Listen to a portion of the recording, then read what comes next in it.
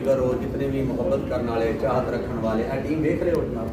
ये मुल्तान होटल है, बड़ा वीआईपी होटल है। अज मैं तो बड़ा लुक चुक के आया कि वेख वेख के आनी कोई वेखे ना, तो इन्होंने आउंदे जनाब मैनू पहचान लिया वेख के पहचाने उदों ना जो खाने खाने का बिल्कुल असर दे छड़िया।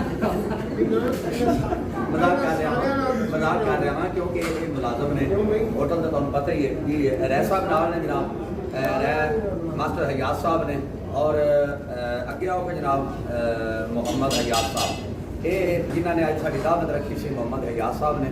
सच थोड़ा पीछे उस अगे आओ निके कादल अगे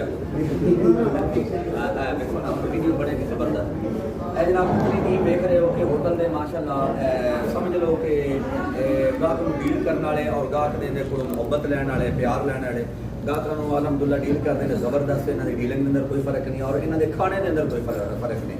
मुल्तान होटल है, ये एरिया किहड़ा है काकी अल काकी, उस एरिया के इस टाइम सऊदीया के अंदर कल मेरी वापसी की फ्लैट है, ठीक है ना। तो ये जोड़ा भी टकरदा ना वही आंदा कि और लाजमी सुनाओ जी कोई ऐसी रैफर नहीं जी ना चलाई हो 7mm 8mm मारक 4 कलाशन 44 222 G3 पंप एक्शन कारबीन गिरी नो बिशक्का रखना 30 बोर 12 बोर सैमी 32 बोर मेरे सामने रखो, मैं खोल भी देना कस भी देना। लेकिन हुण मेरे को अल्लाह का कुरान है, हुण मेरे को सोने नबी का फरमान है।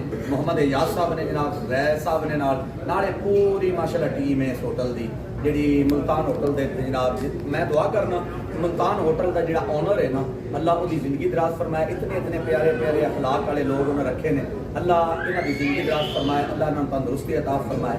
जितने मेरे यार मेरे बेली मेरे सज्जन अगर को बरकत माशाअल्लाह जितने भी ने इन्होंने डीलिंग के अंदर कोई फर्क नहीं किसी किस्म का नहीं, लेकिन इन्हें खाना ही बड़ा ज़बरदस्त लजीज है।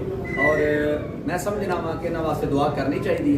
अल्लाह इन्होंने सारे शाद रखे, आबाद रखे, सदा खुश रखे, सदा आबाद रखे। तो जदों भी तुहाडा मौका मिले नैट खोलो यूट्यूब खोलो मौलाना मंजूर भुट्टा लिखो तो उस वक्त आ जाएगी गली होंगी मदीने की टुरन का ता मजा आंदा, बाग होंगे खजूर के फिरन का ता मजा आंदा।